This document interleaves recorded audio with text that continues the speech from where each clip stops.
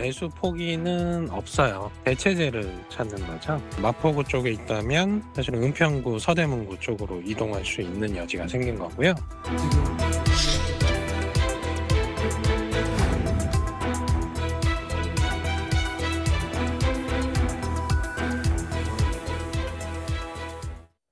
정부가 수도권을 비롯해서 규제 지역에서 6억 원 이상의 주택담보대출을 제한하자 은행권이 곧바로 비대면 주담대와 신용대출을 전면 중단했습니다.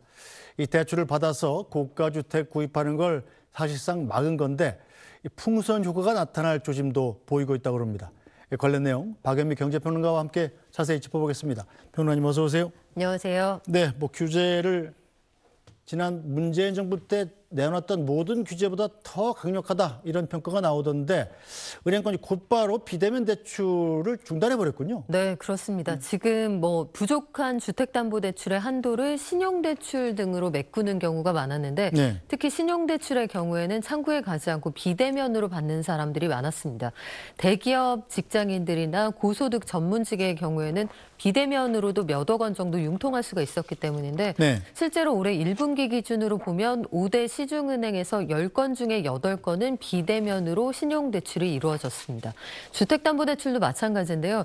10건 중에 1건 이상이 이제는 5대 은행에서도 비대면으로 진행이 되는 상황이니까 일단 당국하고 은행에서는 비대면부터 막고 시스템 보완해서 요 시간을 좀 벌자 해서 27일부터 당장 이게 막혔거든요. 네. 현장에서 비대면 대출이라도 받아야지 하고 들어갔던 분들은 아마 그 배너나 그 팝업을 보셨을 겁니다. 창구로 방문해 주세요. 이런 안내가 뜨거든요. 그러니까 어느 쪽으로도 이제 출구가 없는 상황이 됐다. 이렇게 말씀드릴 수 있겠습니다. 자, 그런데 이 비대면 대출을 선호했던 이유가 일단 좀 편하기도 하지만 대출 이자도 좀 깎아주잖아요. 그렇죠. 이제부터 대출 받으려면 비싸게 은행 창구에 직접 가야만 받을 수 있는 겁니까? 맞습니다. 그 비대면 대출에서 금리 우대 혜택을 줬던 네. 건 쉽게 말하면 은행원들 바쁜데 귀찮게 하지 말라는 뜻이거든요. 그렇죠.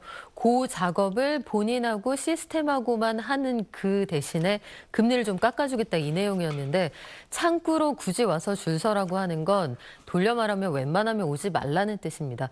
현장에서 실제로 5대 은행에서 주택담보대출이 이론적으로는 그러니까 사실과 진실을 두 가지 동시에 말씀을 드린다면 사실은 6억 원까지 된다가 사실이지만 진실은 실제로 가보면 6억 원까지도 잘 안 나온다가 진실입니다. 그러니까 웬만하면 지금은 주택담보대출 받을 생각 하지 마세요. 이번 정책의 시그널은 그쪽에 있기 때문에 아마 창구에 가셔도 그렇게 호의적인 대접은 받기 어려우실 것 같습니다. 네, 어쨌든 최대한 6억 원까지만 대출해주고 더 이상은 안 된다. 집값이 얼마든 간에 그 그렇죠. 얘기잖아요. 자, 그렇다면 집 살 사람은 현금으로 사는 얘기인데 그럼 서울에 있는 아파트를 현금으로 살려면 현금이 대체 얼마나 있어야 됩니까? 네, 어마어마합니다. 일단 전체 평균으로 말씀을 드려도 서울의 아파트 평균 가격이 13억 5천만 원 정도 되기 때문에 6억 원까지 최대치로 대출을 받는다고 해도 평균적으로 그 7억 원 이상 현금을 가지고 계셔야 된다는 얘기고 동네별로 말씀을 드리면 마포구의 경우에는 현재 평균 거래 가격이 14억 5천만 원 전후입니다. 네. 그래서 적어도 8억 원 정도는 본인 자산이 필요하고 용산구의 경우에는 더 많이 필요해지죠. 그 성동구도 마찬가지인데 마포구, 성동구 그 6월 넷째 주 기준으로 역사상 주간 상승폭이 가장 컸던 지역인데 성동구도 이제 그 6억 원 대출을 받는다고 해도 본인 자본이 10억 원 이상 필요한 상황이 됐습니다. 서초, 강남의 경우에는 다 전용 8사 기준입니다만 본인 자금이 한 25억 원 정도는 있어야 저기에 소위 국평이라고 하는 전용 8사 제곱미터 구입하실 수가 있고요. 송파구도 이제는 본인 자본이 한 16억 원 정도는 필요하다 이런 설명이 가능합니다.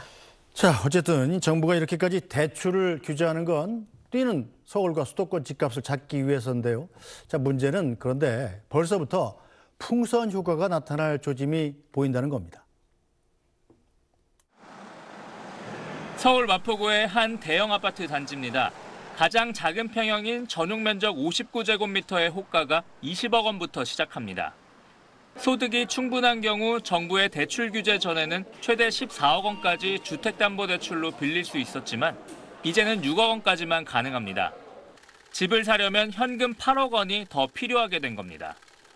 이런 식으로 대출받을 수 있는 한도가 줄어드는 경우가 서울 전체 아파트의 74%, 127만 가구에 해당되는 걸로 분석됐습니다. 단지와 면적에 따라 액수 차이는 있겠지만 이른바 인기 지역 아파트 매수세가 줄어들 수밖에 없게 된 겁니다. 실수요자들이 중저가 아파트로 시선을 돌리는 이른바 풍선효과 가능성도 언급되고 있습니다. 서울 강북권뿐만 아니라 경기와 인천 등 수도권으로 대체 매수 수요가 번져나갈 수 있다는 겁니다. 자, 이른바 이 풍선 효과가 나타날 가능성이 있는 지역, 구체적으로 어디입니까? 네, 구체적으로 보면 LTV에서 이번에 이렇게 아주 타이트한 규정을 적용을 해도 노도강, 금관구, 그리고 중랑구 정도는 서울 안에서 6억 원의 대출을 받는다고 해도 요거 계산을 좀 해보면 LTV 70%로 적용을 해도 대부분의 평균 거래 가격이 6억 원에서 8억 원 사이이기 때문에 이 경우에도 대출금 필요 금액이 6억 원을 넘지를 않습니다. 그래서 이쪽으로 마포나 성동구를 생각하고 계셨던 분들이 옮겨갈 수도 있다. 이런 전망이 나오고요. 경기도에서도 뭐 과천이나 용인 일부 지역은 굉장히 단기 급등세를 보였는데 그쪽 말고 나머지 지역의 경우에는 8억 원 전후에 실거래가가 형성되어 있는 지역이 광범위하게 있습니다. 이쪽으로 상승세가 옮겨갈 수 있다. 이런 전망도 가능해 보입니다. 예, 노도강, 금관구, 요즘 다 줄여가지고 노원, 도봉, 강북이죠. 네, 그리고 금천, 관악, 구로, 중랑구까지 여기 포함이 됩니다. 금관구 중이군요, 그럼. 네. 네.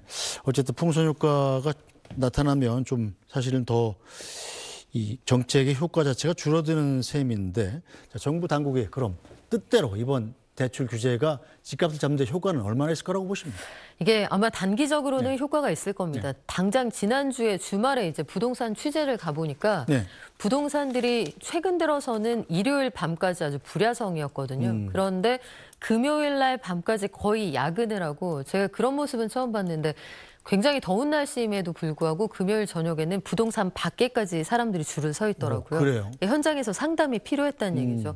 강남에 소위 사람들이 많이 좋아하는 지역에 있는 그런 부동산들의 경우에 그런 현상이 나타났고 현장에 대출 모집인들이 와서 이제 불이 나게 전화를 받는 모습도 목격할 수가 있었습니다. 네. 그러니까 가계약까지 이뤄지는 사람들이 당장 대출이 안 나오게 되었으니 그렇죠. 매수 매도가 다 꼬이게 된 거죠. 네. 그런 한바탕 난리를 겪고 나서 토요일, 일요일에는 오히려 완전히 문을 닫아버리는 부동산들이 많았습니다. 그러니까 아예 아무것도 할 수 없고 당분간 적어도 석 달 동안은 정중동 상태로 가지 않겠느냐 이런 전망들을 내놓고 있는데 근데 역사적으로 규제가 많이 나왔을 때 결국은 어떻게 되었느냐 이거 생각해 보면 눌렀다가 오래 눌렀다가 언제 풀든 풀게 되지 않겠습니까? 그러면 이게 반발력이 높았다는 걸 우리가 좀 알 수 있어서 대기 수요 자체를 잠재울 수 있을 것이냐 이건 좀 의문입니다.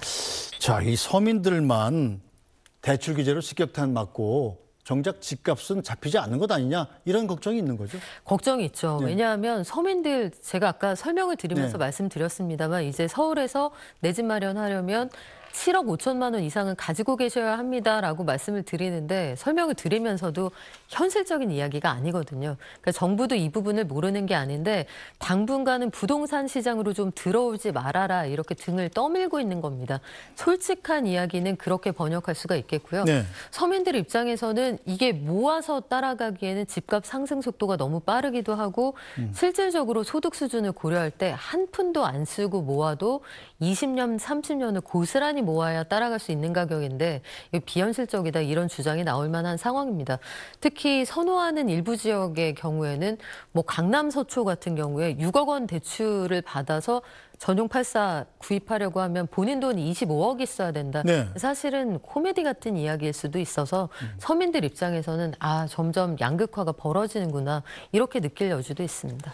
그동안 정책적으로 배려해줬던 계층들이 있잖아요. 신혼부부라든지 서민들, 디딤돌 대출, 버팀목 대출 이런 것도 좀 축소가 되면서 오히려 이분들이 더 피해를 보게 생겼다는 지적도 있더군요. 네, 그 부분에 대한 지적도 있었습니다. 그래서 금융위에서 이번 정책을 전격적으로 발표를 하고 현장에서 기자들과의 문답도 있었는데 네. 전체적으로 보면 정책 대출도 평균적으로 대출의 총량이 20% 정도 모두 감소했습니다. 그래서 이걸 가지고 내 집 마련하려고 했던 청년들, 신혼부부들 갑자기 우리는 날벼락을 맞았다 이런 이야기를 하는데 현장에서 금융위에게 이건 정책 상품의 기능과 좀 동떨어진 것 아니냐 물었더니 우리도 알고 있는데 지금 우리가 현장에서 제일 고민하는 건 부동산 시장의 안정화다. 그러니까 선후에서 적어도 저 부분이 지금 앞에 놓일 부분은 아니다. 이렇게 판단하는 것으로 보입니다. 네, 자 그런데 너도나도 지금 다 밀바 패닉방이잖아요. 지금 못 사면 못 네. 산다 이런 공포감이 시장을 지배하는 건데 왜 이런 공포감이 생겼을까요, 시장에? 이게 사실은 똘똘한 한 채 현상이 불러온 그런 비극이다. 이렇게도 말씀을 드릴 수가 있겠는데요. 다주택자를 규제하고 또 지방의 인프라와 사람이 빠져나가면서 전 국토를 아래쪽은 비워놓고 점점 사람들이 북상하기 시작을 하는데 우리나라 인구가 대략 5천만이 좀 넘습니다만 그 인구의 절반이 서울과 수도권에 모여 삽니다. 그리고 서울 안에 살고 있는 인구가 대략 1,000만에서 900만을 왔다 갔다 하고 집값이 오르면 900만에 가깝다가 집값이 빠지면 1,000만에 가까워지는 그런 형태를 반복하고 있는데 사람들이 역사적으로 이제 학습이 된 거죠. 이제는 사람들이 많이 선호하는 지역은 끝까지 방어가 되고 많이 선호하지 않는 지역의 경우에는 외풍이 있을 때 굉장히 크게 자산 가치가 흔들릴 수 있다. 네. 그러면 뭐 다들 본인이 살면서 사게 되는 가장 비싼 자산인데 안전한 거 사고 싶지 않겠습니까? 그래서 이런 것들을 소위 레버리지를 통해서 대출을 많이 받아서 들어가는 게 어느 틈에 사회적인 현상이 된 건데 이거는 뭐 인구의 집중 문제가 해결되지 않으면 앞으로도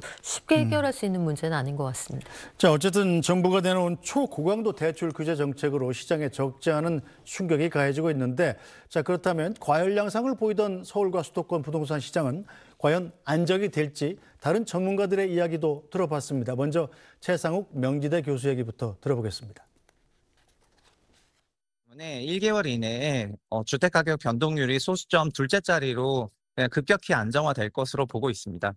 통상 주택시장 과열을 소수점 첫째 자리인 0.1, 0.2 이런 식으로 움직였을 때 과열이라고 하고 0.05 이런 식으로 소수점 둘째 자리로 움직였을 때는 안정세라고 얘기를 하는데요. 지난번 강세장은 서울이 0.43까지 올랐었지만 소수점 둘째 자리로 간다는 것은 상당한 강세가 한 번에 꺼진다는 것을 말하거든요. 그리고 금융규제는 즉발적이기 때문에 1개월 이내에 이런 변화가 있을 것으로 봅니다. 가장 크리티컬했던 부분은 생애 최초 대출을 후순위로 활용하면서 전세 끼인 갭 투자를 했던 그런 흐름이 멈춘다는 부분이고 그 부분을 건드렸기 때문에 시장에 매우 치명적으로 작동하지 않을까 이렇게 전망하고 있습니다. 네, 반면에 이 가을 이사철이 되면 서울 수도권 집값이 다시 오를 가능성이 있다. 이런 의견을 제시한 전문가도 있었습니다. 서강대학교 대학원 권대중 교수 얘기입니다. 이번에 정부가 발표한 대출 규제는 공시가격 12억 원 이상은 대출을 중단하고 12억 이하에서도 6억 원까지만 개인별로 대출이 나가기 때문에 시가로 한 15억 정도 넘는 고가 아파트들은 아무래도 당분간은 거래가 줄면서 가격이 안정화될 수 있습니다. 하지만 시가 15억 이하의 중저가 아파트는 오히려 수요가 몰리면서 가격이 오르갈 가능성이 높습니다. 다시 말하면 서초, 강남, 송파, 용산, 더 나아가서 마포, 성동 이외의 지역에 가격이 올라갈 가능성이 높습니다. 이러한 현상은 정부가 수요를 억제하는 것뿐이 아니라 자금까지도 막 묶어놨기 때문에 초기에는 이 영향을 받겠지만 올 가을 이사철을 앞두고 있어서 이 이외의 지역의 부동산 가격과 전세 가격은 상승할 가능성이 높습니다. 네, 전문가마다 이제 반응은 좀 엇갈립니다만 어쨌든 지금 정책의 효과가 한계를 보일 경우에 정부가 뭐 대통령 입장에서는 선거할 때는 세금으로 부동산 값 잡지 않겠다 이렇게 선언을 했습니다만 지금 대출 규제만으로 부족할 경우에 결국엔 이 세금 정책을 꺼내들게 될 가능성도 있지 않습니까? 네, 나올 수 있을 겁니다. 더불어서 공급 대책도 아마 비전을 보여줄 텐데 이번에 대통령실에서 대통령실이 내놓은 대책이 아니라고 브리핑을 했던 그 해프닝을 생각해 보면 실카드를 남겨둔 거죠. 지금 약간 삼각편대가 모이듯이 금융위가 한 번, 국토부가 한 번, 그리고 지명된 기획재정부에서 기획재정부 장관이 한 번, 그래도 안 되면 대통령실이 나서서 한 번 이런 방식으로 카드를 쟁여두고 있을 가능성이 크고요. 네. 이게 과거 정부하고 다른 건 그때는 전 부처가 동시에 앉아서 저희는 뭐 이렇게 백화점식으로 나열을 했는데 네. 그거 백화점식으로 나열 안 하고 팝업 스타일로 하나씩 내놓겠다는 겁니다. 아마 요걸로 안 되면 추가 대책 내놓을 텐데 시장은 숨죽이 돼 수요가 사그라들기는 어려울 겁니다. 알겠습니다. 자, 오늘 말씀은 여기까지 듣죠. 박연미 경제평론가였습니다. 말씀 잘 들었습니다. 네, 오늘 뉴스 브리핑은 여기서 모두 마치겠습니다. 저희는 내일 다시 찾아뵙겠습니다. 고맙습니다.